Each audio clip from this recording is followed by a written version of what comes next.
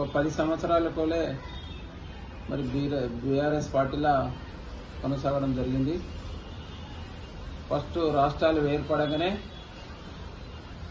ఎన్నికలు రాకముందే ఫస్టే రాష్ట్రాలు విడిపోగానే మరి హరీష్ రావు గారు నన్ను రమ్మని పిలిచడం జరిగింది. ఇప్పుడున్న ఎమ్మెల్యే ఇంకప్పుడు ఎన్నికలు కాదు ఎమ్మెల్యే కాదు కానీ పాత పరిచయాలు ఉన్నాయి కాబట్టి ఆయన కూడా వచ్చిండు. ఇద్దరు సమక్షంలో మరి నేను పెద్ద ఎత్తున చేరడం జరిగింది. చేరిన తర్వాత నేను ముందే చెప్పడం జరిగింది, మీరు ఎవరినైనా చేసుకోరు కానీ బాలరెడ్డిని పార్టీలో చేసుకోవద్దు, అట్లయితేనే నేను పార్టీలో జాయిన్ అవుతా అని చెప్పి ఇంత కండిషన్ పెట్టి చెప్పిన తర్వాత ఎట్టి పరిస్థితుల్లో చేర్చుకోమని చెప్పేసి నాకు మాట ఇచ్చి మళ్ళా ఇట్లా ఎన్నికలు రాగానే ఇట్లా ఓడిపోగానే 2 నెలలకు రాగానే మళ్ళీ ఆయన పార్టీలో తీసుకోవడం జరిగింది.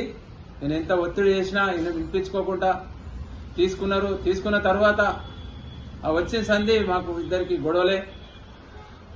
మళ్ళీ మున్సిపాలిటీ ఎలక్షన్లు వచ్చినాయి. మున్సిపాలిటీ ఎలక్షన్లు వచ్చిన తర్వాత నా పేరు డిక్లేర్ చేసిర్రు. అక్కడ హరీష్ రావు గారు ఎంపీ గారు ఎమ్మెల్యే గారు హరీష్ అన్న ఇంట్లో కూర్చునబెట్టి పెద్దమంది చైర్మన్ ఉంటాడు, నువ్వు వైస్ చైర్మన్ ఉండాలి అని చెప్పినప్పుడు సరే అని చెప్పేసి వచ్చి మళ్ళీ ఇక్కడ వచ్చిన తర్వాత 9 సీట్లు తీసుకొని వినమ్మాత్ చేసుకొని నాకు ఇచ్చిన సీట్ల మీద కాంగ్రెస్ను బీజేపీని ఒకటి లేని టీడీపీని కూడా తీసుకొచ్చి పెట్టి అందరికీ సపోర్ట్ చేసి వాళ్ళ పెట్టుబడి పెట్టి వాళ్ళ గెలుపుకు వాళ్ళ కారకుడై మళ్ళీ 9 మందిని తీసుకొని వాళ్ళందరూ తీసుకొని పోయి క్యాంప్ వేసి మరి దొంగతనంగా ఎన్నిక అవ్వడం జరిగింది. మరి జరిగిన తర్వాత మా పార్టీ ప్రెస్టేజ్ గా తీసుకొని మా పార్టీ పరువు పోయింది, పార్టీ పరువు తీసిండు అని చెప్పి సస్పెండ్ చేయలేదు. ఆయన మీకు ఇంత కూడా యాక్షన్ తీసుకోలేదు. మరి అప్పటి సంది ఇప్పటిదాకా కూడా నేను ఇబ్బంది పడడం జరుగుతూ ఉంది. ఈ పార్టీకి సిద్ధాంతం అనేది లేదు. పని చేసేటోళ్లకు మంచోళ్లకు పనిచేసేటోళ్లకు ప్రాధాన్యత లేదు. ఎవరిని పడతాలని తీసుకుంటారు, ఎవరు పడతారు తీసుకొని మంచోళ్ళని పక్క పెట్టడం జరుగుతూ ఉంది. మరి అప్పటి నుంచి ఇప్పటి వరకు కూడా ప్రతి విషయంలో ఎమ్మెల్యే గారి దృష్టికి చెప్తా ఉంటే ఆయన కూడా ప్రయత్నం చేసినా ఉన్నాడు. కానీ వాళ్ళు ఎక్కడ చెప్తే కూడా ఎక్కడ ఇన్న దాఖలాలు లేవు. ఏది కూడా ఏ పని కూడా ఆయన చెప్తే కూడా చేసిన దాఖలాలు లేవు. అప్పటి నుంచి ఇప్పటి వరకు ఇబ్బంది పడుతూనే ఉన్నాం. మళ్ళా ఇప్పటి వరకు ఇదే ఒకనే సేమ్ పార్టీలో ఉండి మరి కాంగ్రెస్ వాళ్ళకు బీజేపీ వాళ్ళకు ఫండ్స్ పెడతారు తప్ప మరి సేమ్ పార్టీలో ఉన్న వాళ్ళకు ఫండ్స్ పెట్టడం లేదు. మరి అడిగినప్పుడు మా ఇష్టం ఉన్న వాళ్ళకి పెడతాం. ఎమ్మెల్యే చెప్తే ఎమ్మెల్యే చెప్తాడు, చెప్తే వీళ్ళు అసలు సరే అంటారు, ఎమ్మెల్యే పక్క పెట్టేస్తారు. మరి అప్పటి నుంచి ఇప్పటి వరకు కూడా 4 సంవత్సరాలు 1 నెల అవుతుంది. 4 సంవత్సరాలు 1 నెల సంది కూడా పోరాటం చేస్తూనే ఉన్నాం. పోరాటం చేసి ఈ రోజు కూడా మీటింగ్ ఉంటే కూడా ఈ రోజు మీటింగ్ లో పనులు చేయకపోతే ఇలా బైకాట్ చేసడం జరిగింది. బైకాట్ చేసి మేము బయటకు వెళ్ళొచ్చడం జరిగింది. అందుకే ఈ పార్టీలో కొనసాగడానికి అవకాశాలు లేవు. అందుకే ఇన్నుంటే నన్ను నమ్ముకున్న కార్యకర్తలకు నేను సేవ చేయలేకపోతున్నా.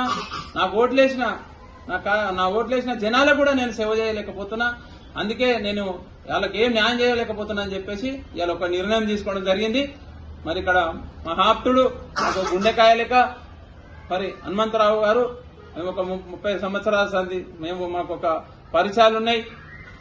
మరి ఆయన చెప్పినప్పుడు నీకు ఇక్కడ బాగా అన్యాయం జరుగుతుంది, నువ్వు నువ్వు కాంగ్రెస్ పార్టీలకు రామని చెప్పినప్పుడు సరే అని చెప్పి నేను ఒప్పుకొని ఆయన సమక్షంలో మరి రాజనరసింహ మినిస్టర్ గారి సమక్షంలో మన రాష్ట్ర ఇన్ఛార్జి దాసు మున్సీ గారు వాళ్ళ ఆధ్వర్యంలో మరి శ్రీనివాస్ గౌడ్ మన హనుమంతరావు గారి ఆధ్వర్యంలో రేపు మేము చేరడం జరుగుతా ఉంది.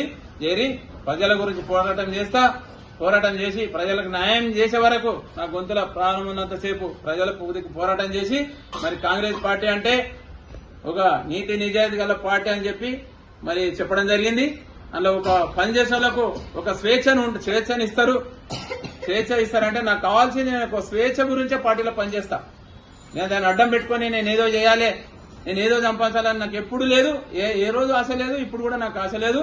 నాకు ఒక పని కావాలి, నా నమ్ముకున్న వాళ్ళకి ఒక పని కావాలి. పని అయితే అప్పుడు నేను సంతోషంగా నా మనసు సంతోషం ఉంటది, అప్పుడు నాకే సంతోషం ఉంటది. కాబట్టి నేను ఈ రోజు రేపు నేను ఖచ్చితంగా పార్టీలో చేరడం జరుగుతా ఉంది. ఇన్ని రోజులు ఆ టీఆర్ఎస్ లా నా ఎంబడుండి నాకు సహకరించిన వాళ్ళకు కూడా నేను ధన్యవాదాలు తెలియజేస్తున్నా. రేపు నా ఎంబడొచ్చేటోళ్ళకు కూడా అందరి కూడా నేను స్వాగతం పలుకుతా ఉన్నా.